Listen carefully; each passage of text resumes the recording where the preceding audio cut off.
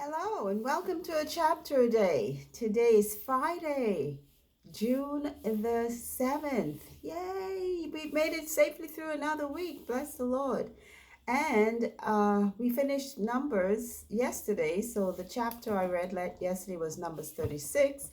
And as is my custom, I usually do a review of the entire book once I have finished reading the last chapter. Um, I kind of skipped the reading for yesterday because I should have been doing the review yesterday. And the chapter I read yesterday, chapter 36, was really for the previous day, which was Wednesday. So I'm kind of still back one, but we'll see. Maybe I'll read two of the new book when we begin, two chapters to kind of make up and be on par. I know it's all here. I know maybe as viewers and followers, you all aren't catching on, but I know what I'm doing in my mind. So, okay, so today I'll be reviewing the 36 book chapters of Numbers. So let's see, beginning at chapter 1. And I went through this last night and realized, wow, quite a lot happened in the book of Numbers, I must say. So the children of Israel are already 2 years into the wilderness in Numbers. And God commanded Moses to take a census, I call it, of all of the children of Israel from the families, all the males, 20 years and older. And they are the ones who are able to go to war because now they're on the war path, as I would call it. They are going through the wilderness and they are going to occupy a land that's already being occupied. Now, if you know how human nature is, they're not going to do that quite easily. They're going to have opposition from the people who are already there. So God is prepping them for war. It's going to be warfare. So when they took the census, excluding the Levites, the total number of just men or males, 20 years and upward was 603,550. Because when I added up all the numbers from each of the tribes, that's the total. And they were appointed, that's the Levites. The Levites were excluded from this group. So this is not even including the tribe of the Levites. So they were appointed over the tabernacle. That's God's special position or occupation for them. God also gave instructions as to how the Israelites should be situated around the tabernacle. Each tribe or tribes had a specific situation or direction in which they were to face the tabernacle: east, west, north, and south. Um, Also, the Levites were numbered for the difference. Now, really, the firstborn males were the ones who were supposed to be the priests of the tabernacle. That was a natural thing. Once you were firstborn male, you were automatically in line for priesthood. But God did something different. He made an exception for this time when the Levites were the ones who were taken. So what he did is that he had the Levites numbered. And let me see if I can find their numbers. According to their numbers, he also numbered the firstborn males only. And the difference in their numbers was like 273. And that number was to be redeemed by paying 5 shekels for each overage. So the number of the Levites were less than the number of the firstborn males. So what God did was to have Moses have the excess number, which was 273 of the firstborn males, redeemed times 5. So that's how much was paid into the sanctuary or into the tabernacle. That's God's way. God's a great businessman. So, in addition to that, the sons of Levi were given instructions for the tabernacle. The males from 30 years upward to 50 were supposed to be serving, from 30 to 50. From 20 years and older, all males of the Israelites were destined to go to war. But for the Levites specifically, the males from 30 years to 50 were to serve in the tabernacle. So they served for 20 years. Um, there were instructions also given all through the book of Numbers for cleanliness, for cleansing of sicknesses, of diseases of any type, of different things for both men and women. There was one specifically really interesting for women who was suspected of committing adultery, where they had to drink the water and their bellies and thighs would swell and rot. Oh, very strange, but you know what? It worked, I guess. The vowing of a Nazarite, if you were to a vow to be a Nazarite, which was someone totally dedicated to serving God. Um, there were instructions for how you were supposed to behave, for your dress, for your food, everything. Um, during your service and after your separation, things you were supposed to do. Once the tabernacle was set up, captains of the tribes each came with an offering to give to the tabernacle. These were really given to the Levites because remember, they had no heritage. There were oxen and wagons carrying silver, gold, and different types, brass, different types of materials and goods. They were all for the sons of Levi, except the sons of Kohath. They did not get oxen and wagons because their specific duty was to carry the ark of the covenant, and that had to be borne on their shoulders. So they were not given any type of oxen or wagons. Interesting. Let's see. They were reminded to keep the Passover again. That was a very important thing that God wanted them to remember for their deliverance. Remember, we ought to remember Jesus says, that's why we do the Last Supper communion, as we call it, to keep remembering what Christ did for us. And if we keep remembering, there is no way that we could be sinning and willfully as we do most times. Moses was also instructed to make a special type of horn or trumpet, and that was to be blown around the camp at different sounds. There would be different numbers of sounds or different ways it would be blown so that the people would be informed as to what needs to be done. Lots of complaints from the people, especially for food, meat. They were tired of the manna, so they started to complain. Moses felt the burden because they had done this times before, out of the book of Numbers, maybe since they left, since Exodus maybe, or before. Yeah, I think since Exodus and they came out of Egypt, they were complaining, even before they came out. When Moses was trying to get Pharaoh to comply, and Pharaoh made their lives harder. They got on Moses' case even back then. Even Miriam and Aaron were grumbling against Moses about his position, if he was the only one that God spoke to. And also because of his wife, for some reason. And God was not happy. That's to tell you, when we think we sit down and ill speak others, if God is happy, if God is, he doesn't see that as something we ought not to be doing. We ought not to be doing it. She had leprosy, 7 days. She had to be out of the camp until she was cured. Then they sent spies out to view the land. I mean, if you're going to take over a land, you need to know what you're up against. So Moses sent out the spies to Canaan, and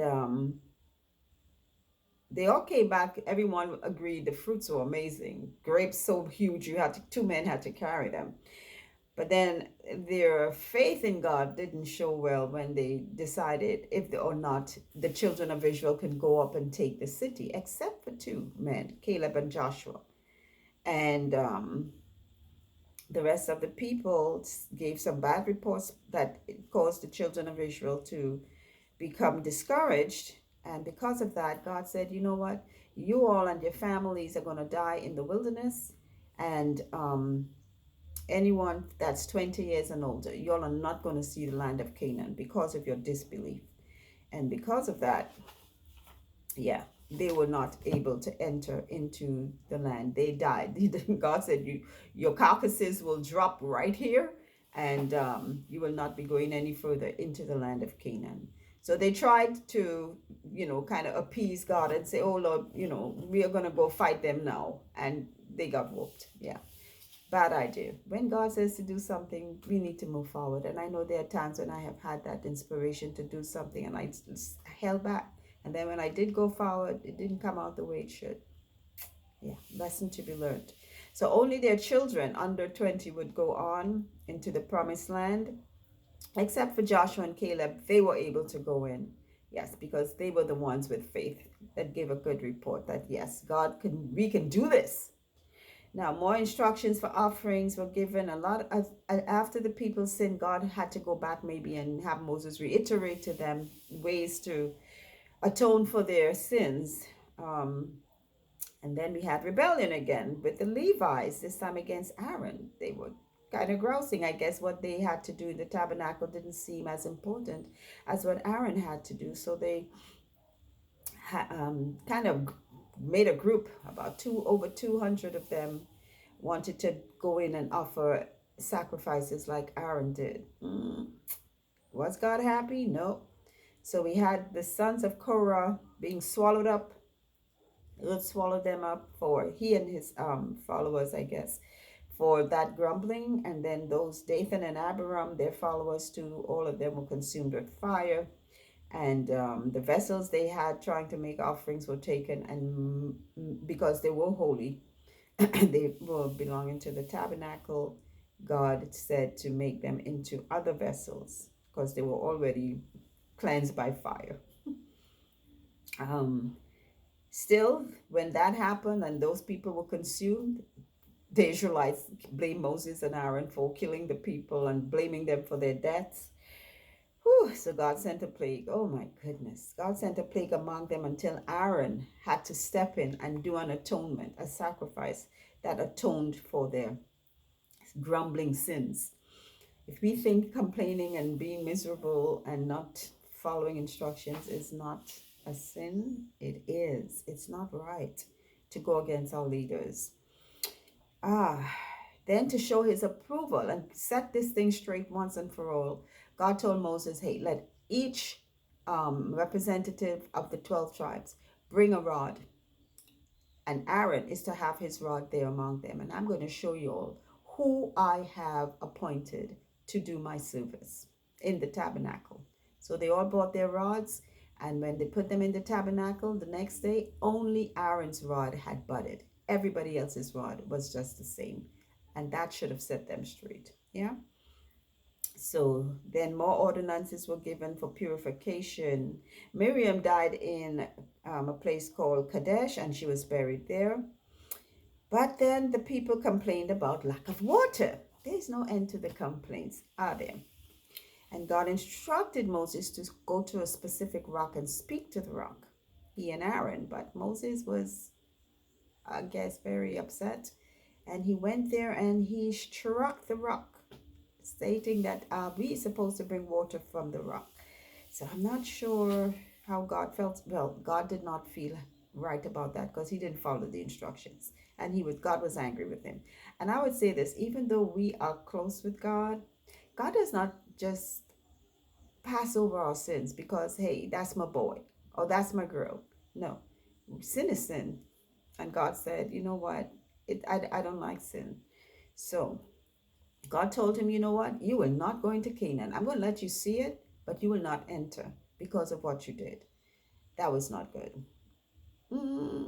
He also instructed Moses to take off Aaron's garments too and put them on his son Eleazar because Aaron was about to die. And Aaron died on Mount Hor and was buried there. Wow. So only Moses came down from the mountain. And again, the people complained. What were they complaining about? God only knows, literally. And God punished them by sending allowing fiery serpents. Because remember, God was taking care of these people. Even though those things were wrong them, they weren't bothering them. But now God removed his hand of protection and the snakes came in and bit them. And a lot of them died. And those who wanted to be saved, God told Moses, make a pole and put a depiction of a depiction of a snake on it, and let them look at it, and they would live. Whew. And that's how they were healed. Then they got through that, and again, they're moving on through the wilderness, and they had some wars to fight because, like I said, the people weren't just ready to give up their lands to anyone. So they had nations of the king of the Amorites. I think that was their first encounter, where Balaam was hired by Balak, the king of the Amorites, to curse the people. And again, as we read, who God has blessed, no one has cursed. So God tried to tell Balaam, or told Balaam, and he tried to tell Balak, that's not going to work. But Balak, of course, wasn't shirking because he was on a different frequency. Yeah, and that did not work. So he was unable to curse the people of God, the Israelites. Then the people decided, you know what? We're going to chum with the Moabites, and decided to make whoredoms with the women. Oh, mercy. So God sent a plague on them. Not sure what the plague was. And he instructed Moses and Eleazar the priest to count the people again from 20 years old, 20 years and older, who can go to war. Because again, the people had to be counted after all those incidents where people died. And this time the number was less, but not that much less, 601,730. Those were the men who could still go to war. So from there was land distribution also. Remember, the tribes are going forward, and God is giving instructions as to how the land should be distributed among the people. So before during that time, Joshua replaced Moses, because remember, Moses was going to be was not going to go on as leader into Canaan. So God had to get a new leader, and Joshua was appointed. So God sent the children of Israel to war with the Midianites with Joshua as the head or captain. And they acquired a large sum of what they called booty, which is cattle, sheep, people, all sorts of goods from the Midianites. Then the Reubenites and the Gadites and part of Manasseh's tribe saw land that was beautiful for their cattle, and they decided that they would stay there. They would not go on to Canaan for land. But Moses said, are y'all going to just leave us hanging while y'all take land here? We still need to go on and fight. That's what God said. Are you going to forfeit God's promise? So they said, no, we won't. We are going to build fenced cities and make sure our families are secure here, and then we'll go on with you, fight off those enemies, and once everyone is secured in those tribes and lands, we're going to return to our family. So Moses says, that's great, we're going to hold you to your word. They were instructed to totally eradicate the people in those cities. Don't leave anyone. At times they still did not obey, but Moses came back in, or rather God had to come in again and tell them, hey, those people that you all saved, you're going to have to kill. Mostly the men. I think at one time they kept the women who were not married or who did not have any relationships with men. But everyone else were killed, even the children, the males. Okay. So as they acquired land, as they moved forward into Canaan and they acquired land, God instructed them that they would have to make cities of refuge. God instructed them the land, each tribe, when they had their land acquisition, how should I say, apportioned to them, they was to give land to the Levites, because the Levites, remember, did not inherit anything. They were given the land from each tribe. According to the size of the tribe, that's how much land each tribe would give to the Levites. And they were supposed to make cities of refuge within those cities that they had been apportioned.